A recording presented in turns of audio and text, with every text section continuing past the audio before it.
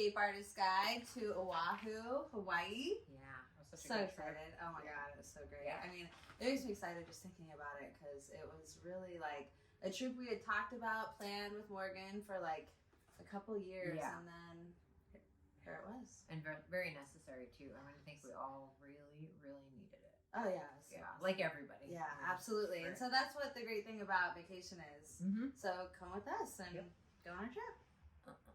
Okay. So that was obviously our trip from San Diego to Oahu. And that's the cool thing about living on the West Coast. Oahu, Hawaii in general, Maui, Kauai, all the islands, I think, are really great escapes. I hear from people all the time that it's like their yearly trip.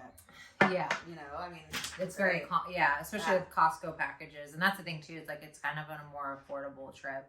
That and Mexico are very popular for us. For people out here on the West Coast. Yeah. These are pictures from the plane. Yeah. It was really cool because I like that John did the speed, the fast. Oh, the yeah. His time lapse. Oh, he loves doing so the time lapse. And that is Hanauma Bay. Which we ended up having. What, day 3 or 4? I don't know. We'll see. We're going to get that gets cloudy for me. But we do have a really good experience at I think it was Wednesday. Because that was the first day. Yeah. It was day 3.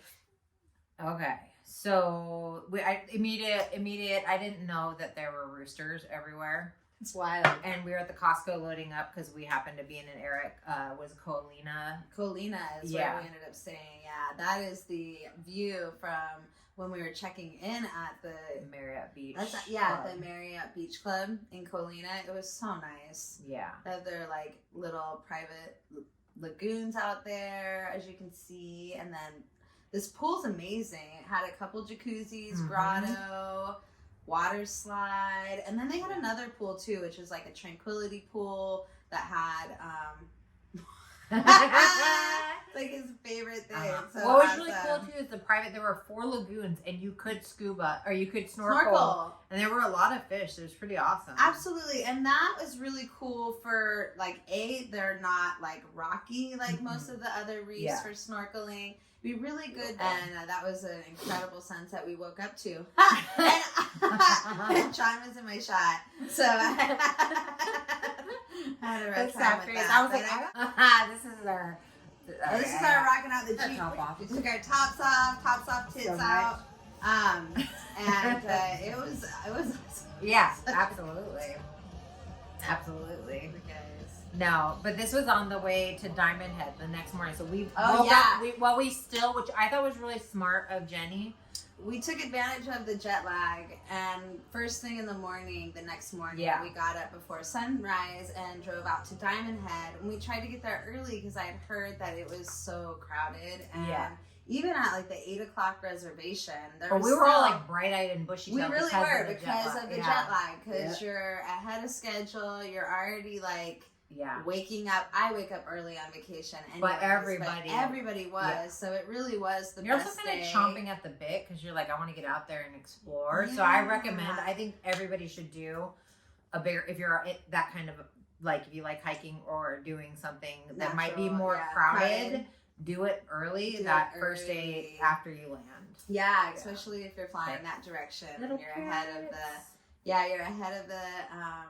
of the time. So that was really cool. Even the sunrise, like driving over there was gorgeous. So yeah, that was a good time. The one thing that I found out with Diamond Head, you have to make a reservation ahead of time. It's $5 each, $10 per car. Only 1 car per reservation. So if you have multiple cars going, make 2 separate reservations, because I made the mistake of making 1 reservation for the people, and I thought we could just pay per car when we got there, but you cannot. So split the people up into 2 cars so that you can have 2 reservations, 1 for each car going in. They ended up letting us like kind of ferry. Yeah, we just shuttled. We shuttled people in, so it was totally fine, but it would just be easier to go in that way. And that would be at gostateparks.hawaii.gov. And Diamond Head was a rad thing to do also on the first day, because as you can see, you get 360 degree views of the crater, the beach, the Honolulu, and it's just like a really cool way to kind of get a feel for that see, part of the like, island. see that scope of that whole section of the island. Yeah, absolutely. It was really so beautiful. cool. I think, and it's only 1.9 mile round trip out and back. It is, there's a lot of up on the way in, a lot of down on the way out. So it's not the end of the world. And even at that time, it got pretty crowded. So I definitely recommend doing it early. Right. And I think, like, even if you had people who maybe didn't want to do all the stairs, there's one way that's really steep stairs going up. There's another way that's more like gradual stairs, but there still are stairs either way. But you could always just walk up the sloping part until you get to that point and enjoy the views. The views are quite good from those lookouts also. Yeah. So, and those are the more gentle stairs. We did the loop. So we went up the, like, more chill stairs and we went down the steep stairs. So, yeah, that was cool. But right there, you could see a lighthouse. So there's a little view of this lighthouse right there. So there's like a lot of cool things to like photograph. I really enjoyed that hike a lot. Yeah. It was a volcano formed 300,000 years ago. So it's pretty cool. Pretty amazing. First time I've ever done that. Yeah. And then we went and did we go to the blowhole that day? No, we went and had breakfast. Okay, cool. Okay, yeah. So at Coconut Cafe breakfast. Thank you to Scott for suggesting it. Scott, my old job. But he just could not recommend it enough, and it was right by us. So he recommended, he was like drooling even just texting about it. He said the breakfast bruschetta, which is Japanese vanilla rusk, which is like kind of a biscotti kind of a texture, you know what I mean, but lighter. It's macadamia nut, honey nut yogurt over that, local fruit, and it kind of depends seasonally, which is really nice, and then lime zest, but really light, really but rich.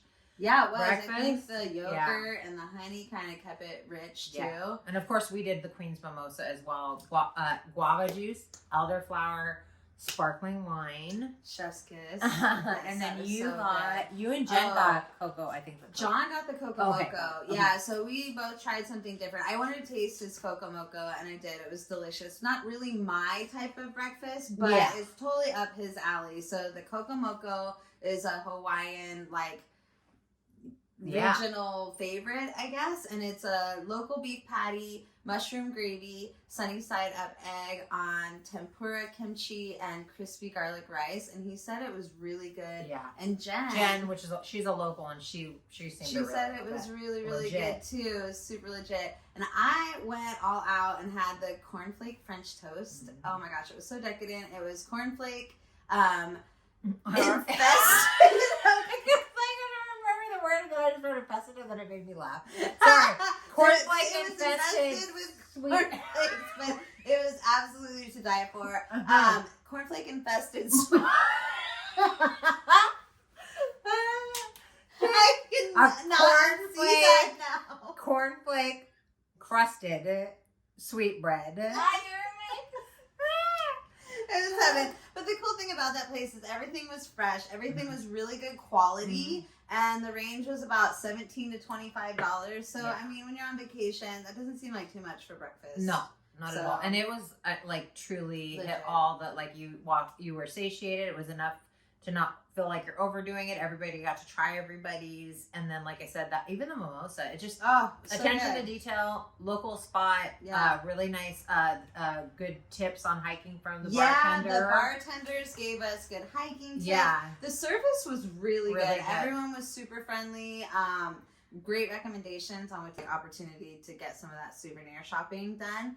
And it was a good parking space for walking down to Waikiki and checking out all of that. Yeah, we went to the Duke statue, which it's Duke Kahanamoku, and it's our statue, and he's the father of modern surfing.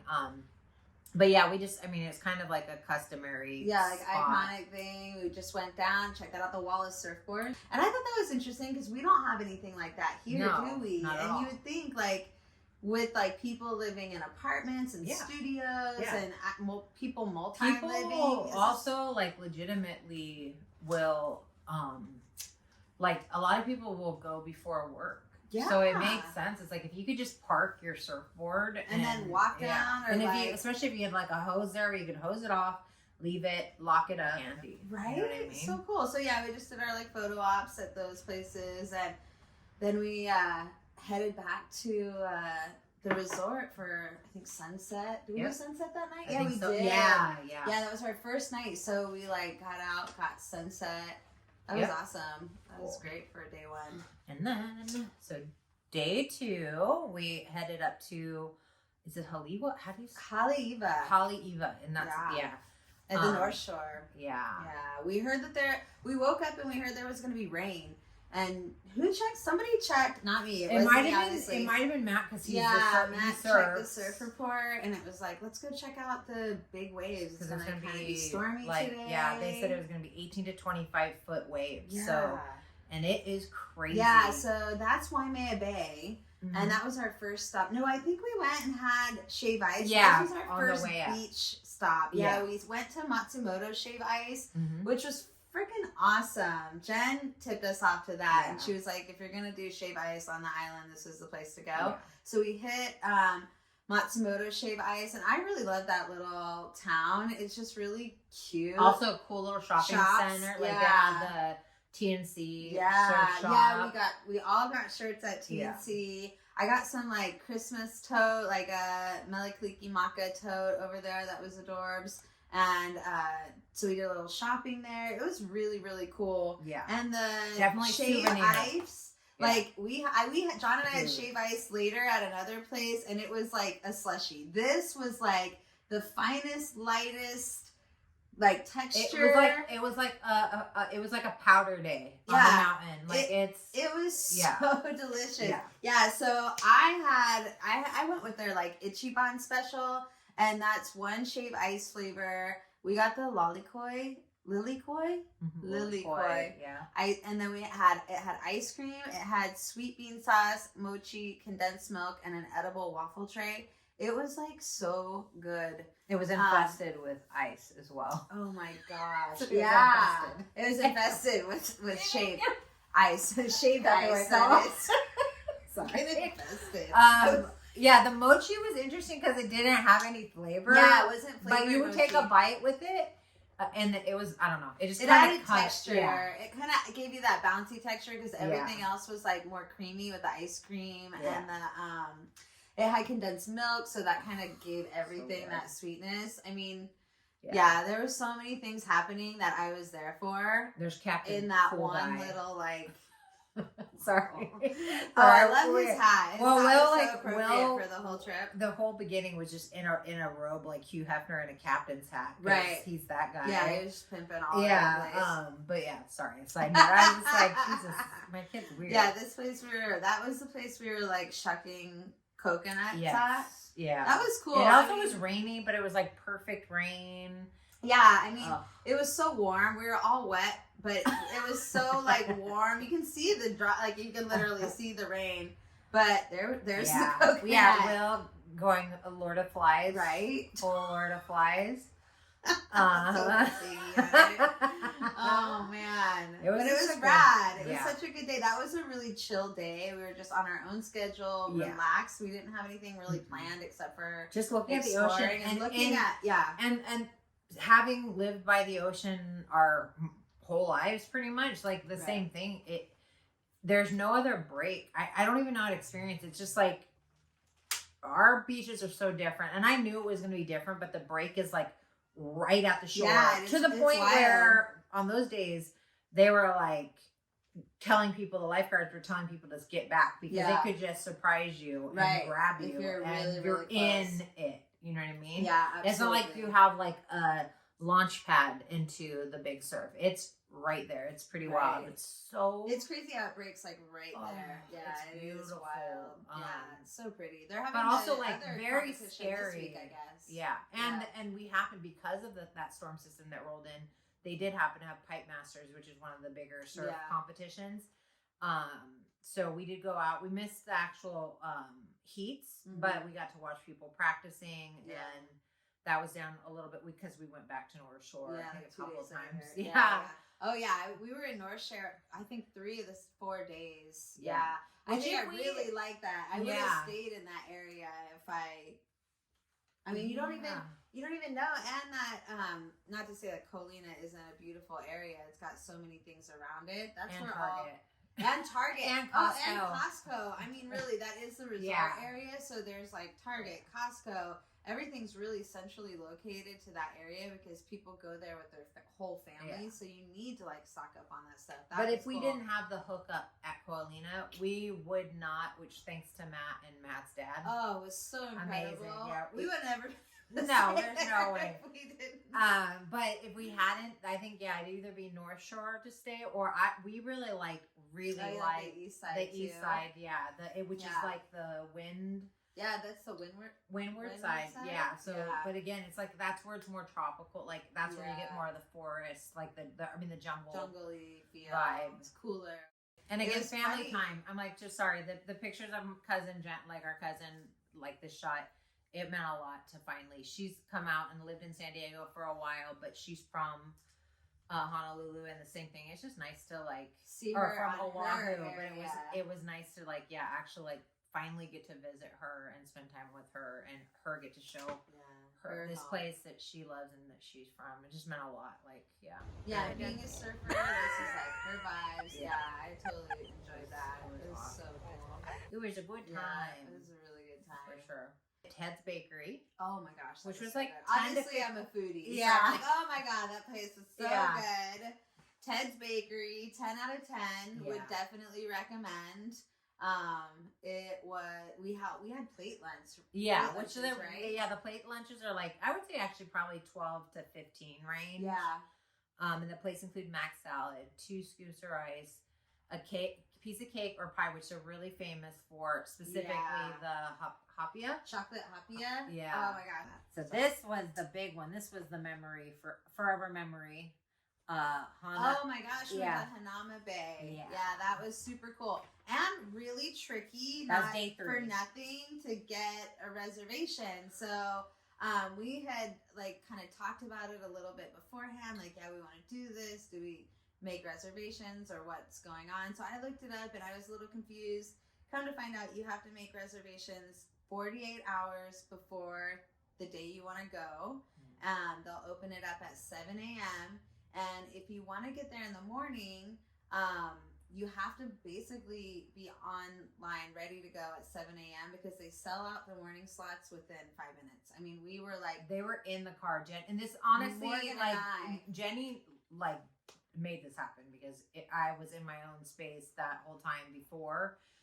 And then so Morgan and her were literally, I think when we were driving in the car to Diamond Head. Yeah. Yeah, we were driving to Diamond Head. On 2 different phones, just trying to nail it. At 7 o'clock in the morning before our reservation, on 2 different phones, trying to get all of us into an 11 o'clock spot because we figured that's kind of a sweet spot for us.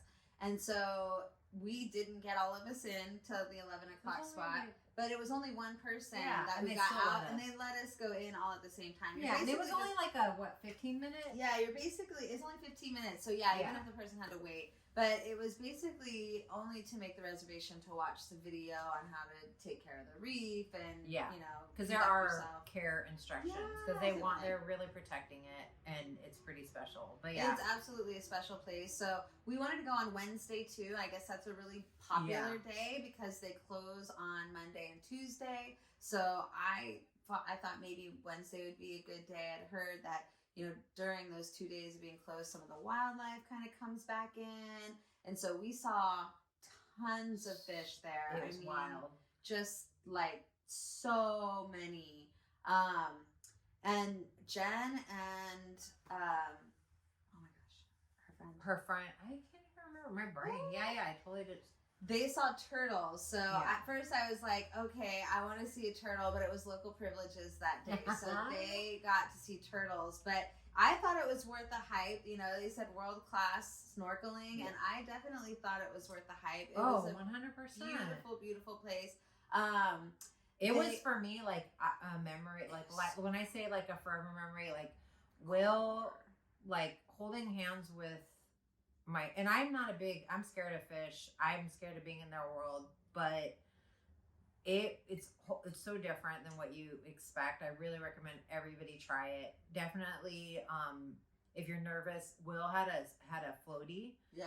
Definitely take a floaty. Definitely, it's also really a rough walk Yeah, in. And if you're trying to stop, you don't want to touch the corals. So you essentially want to go in where it's deep enough that you can get acclimated to the water and then just start floating, but also do the beach shoes. And I'm not a beach shoes person, but I recommend it because it was a rough walking in. Yeah. But yeah, take a floaty so you have some kind of security. Definitely the full face mask. Full face mask. Oh my gosh. It's a game changer. Game changer. You can talk. Yeah. You can literally like if you're full like face me, makeup, go in. Yeah. Full face mask, not even worry about it. It's amazing. Yeah. I went old fashioned, had the stupid thing in my teeth, and it was such a pain. But then when my husband let me use his full one because he was over it, it was just absolutely amazing. And most me and John are not sea creatures per se, and I had a bad experience with scuba when I was younger, or with snorkeling. So the same thing. It's like if you're not, it's too much to manage, and if you already kind of get a little claustrophobic and are a little nervous, the full face takes that out of the equation. You don't have to focus as much, and then the floaty is a good little island. Yeah. Like I didn't use a floaty, but Will had his floaty. It made him feel secure. And then he could just hold my hand and bring me where he wanted to go. Yeah, probably took some of the resistance off you when you're floating 100%. And swimming around, just having something stable. Well, it gave him like some liberty. Yeah. To like feel free and feel secure. So he just adventured, and I got to just follow his lead, and it was just like such a good memory. I could not recommend it enough. Yeah, it was awesome. I mean, even sitting there, like, I mean, just the views when you're sitting there too, when you're looking out at the ocean, you're sitting in a volcanic crater is basically what it feels like nothing else you're I've ever snorkeling experienced. in. And then you've got Cocoa Head Railway in the like foreground. It's just like crazy. You could like squint and see people 100%. up on there. Those like insane people would never do that hike ever. So immediately ick. Yeah. All stairs. No, thank you. No water feature. The ocean doesn't count as a water feature for me. Right? I need my water feature on my trail, not for ideally at the end of my trail. Nice. Yeah, absolutely. So, but yeah, that was so incredible. We had a really good time there. Yeah, so it was just chilling. And then this time we went, and I might have to add that in, but it was earlier in the video, but there's that blowhole. Oh, into what's it called? That one is called Halona. Halana. Oh, no, Halana. Halana? Something also known as Cockroach Cove. Oh, there's the Cockroach Cove right next to the that's where it is. Okay. It's like this little beach area. It's beautiful. I think really cool. Did show that there too. It's like this little beach area right there. You have to like hike down some rocky areas, but you can park right there and then go to the beach and like hang out at that beach for free. But the blowhole goes off like quite frequently, and that was pretty cool to see. And that Cockroach Cove, they also call it Eternity Beach because they filmed from here to eternity there. So and it makes sense because it is a perfect little cove. I literally happened to just film it because I was like, oh, that's really beautiful right there on the way to the blowhole. And so I didn't even know, but it's like, no, that makes sense. It definitely tracks. Yeah, it's so cool. So then we just like took our scenic drive back through. We took the H3 back that day, and we went through the mountain. Yeah, the drives are the other thing because Dean's a driver. We like road trips, and especially because Dean likes to drive so much. But it was cool, and it was just like a little extra thing. Yeah, and again, really beautiful. That's more in the area that we really like. Our family was like, I love this area. The east side, they got 7-Elevens, they got fresh fruit stands. Yeah, it's like where it's where more of like the locals live, and like it doesn't feel touristy at all. Yeah, totally. It felt more like homey. Yeah, just felt very San Diego in its own way. But cooler, honestly.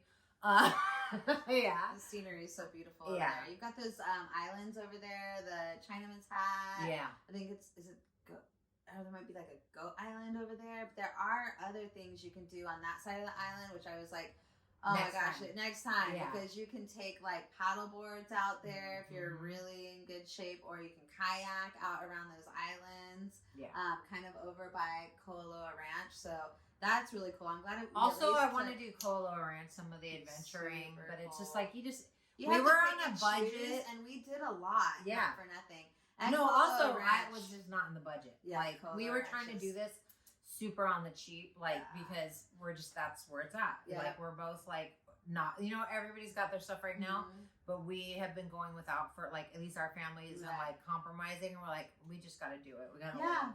Yeah, I mean, there's certain things like I felt like Hanauma Bay for $25 a person is Yeah. a worthwhile value. I mean, you can get a tourist scam, and because that's why it's so hard to get those morning tickets, because all the like tour companies buy them up, and then they charge you $100 to go on their bus when you could really spend $35. It's $3 for parking, so you could literally spend $27 and go, or you spend $100 to go on their bus. Yeah. Get one of those tourist traps. So you can do it on the cheap, or you can book one of those excursions for super expensive. But I think that's the cool thing is we figured out how to do a lot of these things that were still really epic and really cool for reasonable, like not so much. I mean, yeah, you know what I mean? No, and absolute hats off. Jenny did so much research, and I definitely recommend take notes. We're definitely going to have links down below. Before we headed back up to Waimea Falls. And that was in Waimea Valley. Basically, it's like right across from that Waimea Bay that we went to up in the North Shore area. And that was really cool. It's you pay $25 a person. It's about, what was it, about a mile and it's about a half mile. But it's a half mile paved walk. It's super, super easy down to this beautiful waterfall where you can swim. You just have to put like a little life jacket on. But it was super refreshing. It was really like a fun little like morning thing to do. We went for a swim down there, and they have a beautiful like botanical garden. And you said it's paved so that people that like it's accessible. It's accessible to pretty much anybody. Yeah. Like you can take a tram if you don't want to walk the half mile. You can take like a tram down, and there's like seats where you can like just look at the waterfall. You can watch people swim. You don't have to swim by any means, but if you want to, you're more than welcome to swim. People were getting right up under the waterfall, taking all their photos. It was really, really cool, and it was not cold. Like our waterfalls, when we go on hikes, I mean, they're all like snow runoff. Yeah. So it's freezing. It's like the Arctic plunge. This was refreshing. I mean, it was cool, but it was like perfect on that day. So we had a really good time. We had some coffee and some banana bread that we had, like vegan banana bread on the way down. So a little gift shop. So we did that. And then, walking back, I saw Awapui for the first time in real life. So I was super excited because they use that for like shampoo and stuff. So that was cool. And then, John and I took some time and like hiked through the gardens, which were just absolutely gorgeous. And then we went to like a little farmer's market and bought some more like local like jams and different snacks. Then we went over to like a ski beach and watched like paddle boarders while we ate like some of our snacks. And then we went to that's a going through the garden. It was absolutely that's my pretty best friend. She's beautiful. So beautiful. No, we swam, so that's the best angle because all of this wasn't working. But you nailed it. Nailed it.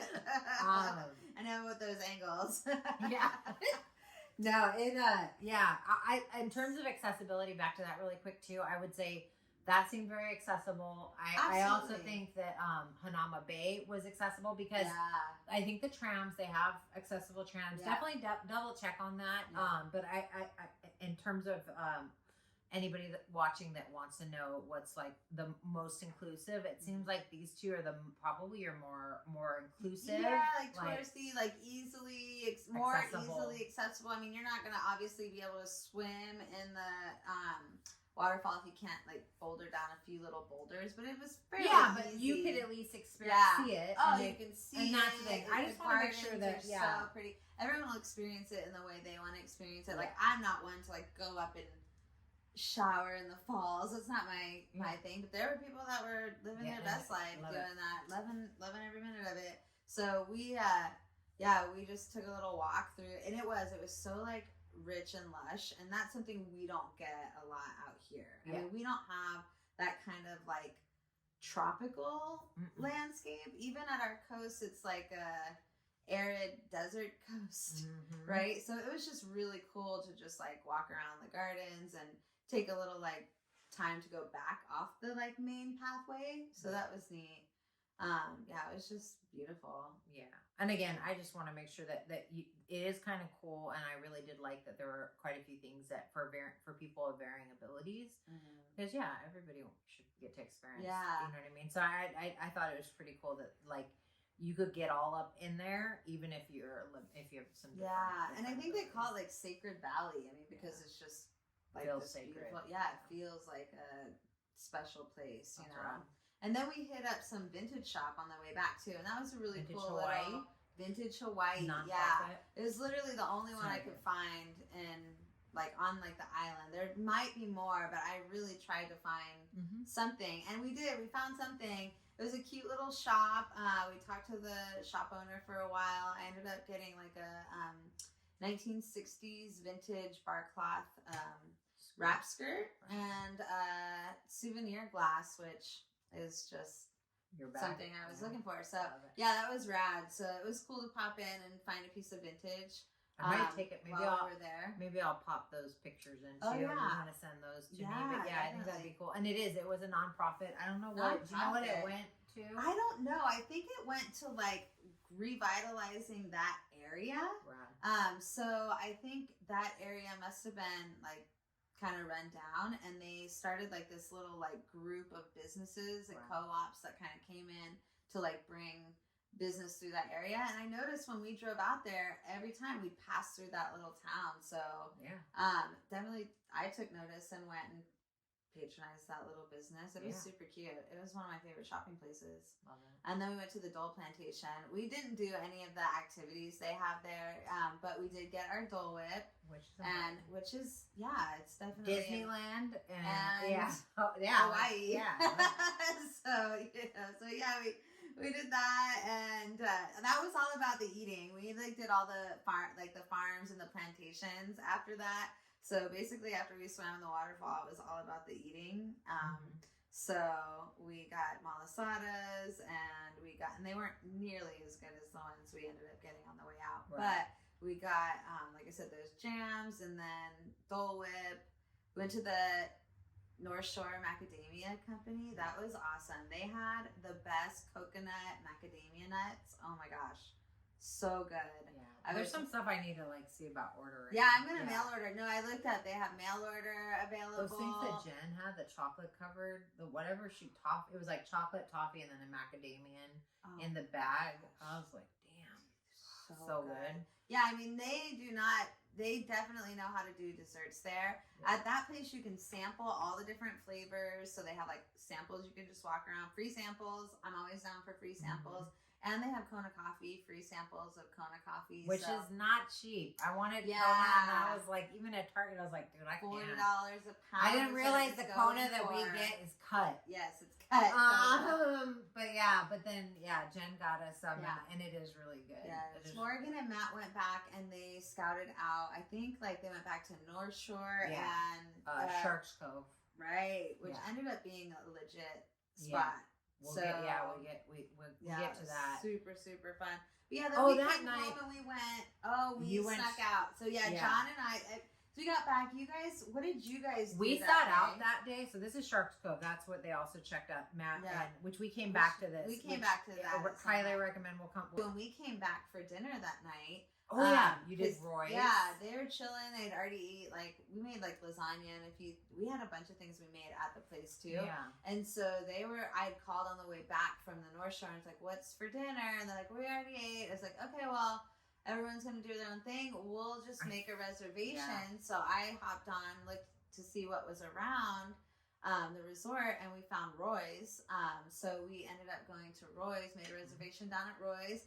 Went down there for dinner, went home real quick, got like some cuteness on. She looked brushed so my hair. Beautiful. And we went for a date night, which was really cool. Yeah. So Roy Yamaguchi was like the chef who... Like a very famous restaurateur that made all these restaurants. There's one in San Diego. There's one in San Diego. Yeah, they're kind of everywhere. They're now. But yeah, very, very famous restaurateur.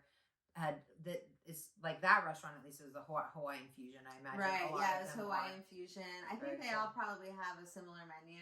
Yeah, But yeah, probably. Hawaiian fusion. That was my first restaurant where I got a tiki mug, Mhm. a drink in a tiki mug. So it had Mai Tais, and I was super excited about that. That like, No, that was like my everything. no, because you had, What we all had boxes that we wanted to I check. have a lot of boxes, but we did. I checked all of them. You checked all your I mean, boxes. yeah. Why is it? Yeah. I don't think there's anything wrong with No having limit boxes. on your boxes. No.